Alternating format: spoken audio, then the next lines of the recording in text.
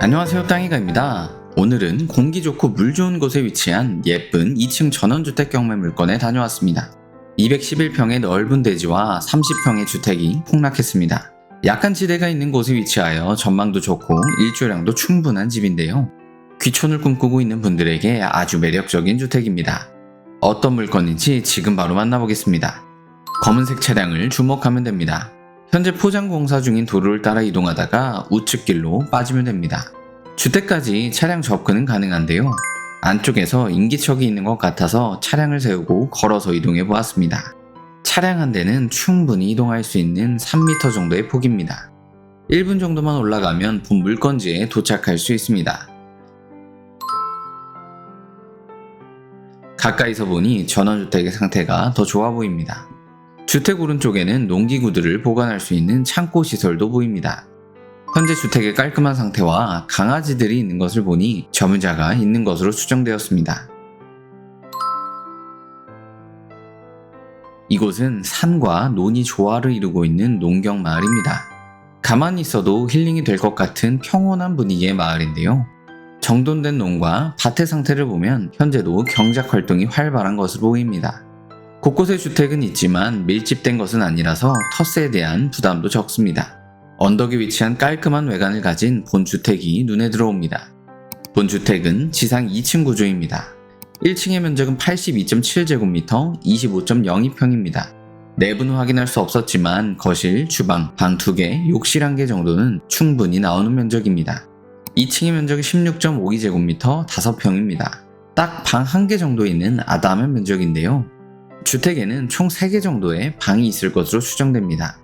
1층에 데크 공간과 2층에 테라스 공간이 있어서 실제 사용하는 면적은 더 넉넉할 것으로 보입니다.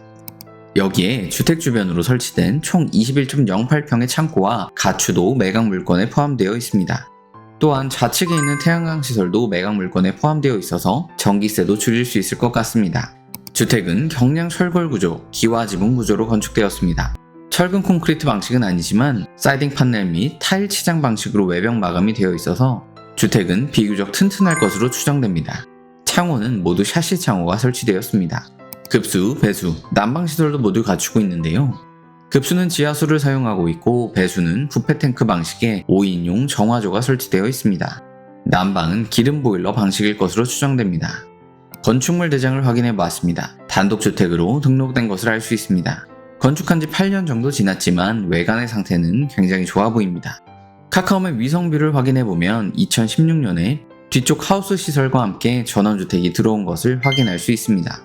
앞쪽으로 적당한 거리의 주택으로 추정되는 2개의 건축물들이 있어서 외롭지는 않게 거주할 수 있을 것 같습니다.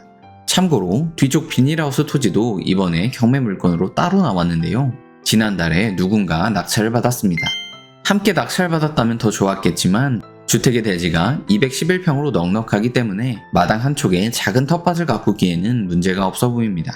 또는 거주하다가 주변의 작은 토지를 매매하는 것도 좋은 방법이 될 수 있을 것 같습니다. 이곳의 토지의 면적은 698제곱미터 211.14평이고 지목은 대지입니다. 진입도로의 경우 모두 현황도로인데요. 본 물건 대지에 현황도로의 일부가 포함되어 있기 때문에 도로 지분을 가지고 있다고 판단할 수도 있습니다. 해당 도로를 통해 주택의 건축 허가를 받았고 과거부터 사용되고 있는 마을의 현황도로이기 때문에 진입에 대해서는 크게 걱정하지 않아도 될 것 같습니다. 용도 지역은 계획관리 지역입니다. 최대 건폐율 40%와 용적률 100%를 적용받습니다. 현재 주택의 건폐율은 11.85%, 용적률은 14.21%로 마당의 면적을 넉넉하게 하여 좋은 비율로 건축하였습니다. 현재 포장되어 있는 마당도 관리하기가 용이해 보이지만 조금 더 주택을 예쁘게 꾸미고 싶다면 한쪽에 텃밭을 마련하고 한쪽에는 잔디밭으로 꾸며두면 좋을 것 같습니다. 지목이 대지이기 때문에 다양한 용도로 자유롭게 활용할 수 있습니다. 해당 토지의 대략적인 가로폭은 21m 정도이고 세로폭은 44m 정도입니다. 주 방향은 동향입니다. 남향이 아니라는 것은 아쉽지만 지대가 있고 앞으로 가리는 것이 없어서 일조량은 충분할 것 같습니다. 해당 물건 어디에 있을까요? 경상남도 합천군 대벽면 양리에 위치해 있습니다. 합천군과 산천군의 중간 정도에 위치한 송정마을 인근에 있는 주택입니다. 위쪽으로 합천호 관광단지가 있어서 마트, 은행, 식당, 보건소 등을 어렵지 않게 이용할 수 있습니다.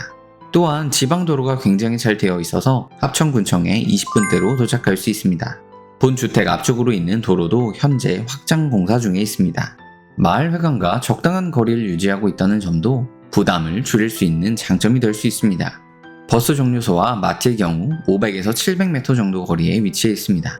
가축사육 제한구역이라 주변에 축사시설도 보이지 않았습니다. 한적하게 산속의 자연을 느끼며 살기 좋은 분위기의 평온한 마을입니다. 본 물건의 정보를 요약해보았습니다. 최초 감정가는 1억 4천만원 정도이고 현재 3회 유찰되어 최저가 약 7,400만원 정도입니다. 입찰은 2024년 6월 21일 금요일 창원지방법원 거창지원에서 진행됩니다. 주변 시세의 경우 위쪽에 있는 대지 129평의 단독주택이 2018년에 1.5억에 매매되었습니다. 거래가 많이 없는 시골 마을이라 시세는 들쭉날쭉하지만 현재 최저가인 7천에서 8천만원 정도의 대지 211평과 2층 단독주택을 마련한다면 주변 시세보다 저렴한 것은 분명합니다. 본 물건의 경우 이번 회차에 8천만원 정도의 가격으로 낙찰될 것으로 예상됩니다.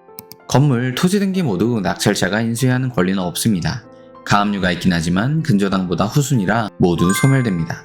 함께 경매에 나온 토지가 이미 낙찰된 것을 보면 쉽게 취하되지는 않을 것으로 예상됩니다. 현황 조사서를 참고하면 현재 소유자 외에 다른 점유자는 없습니다.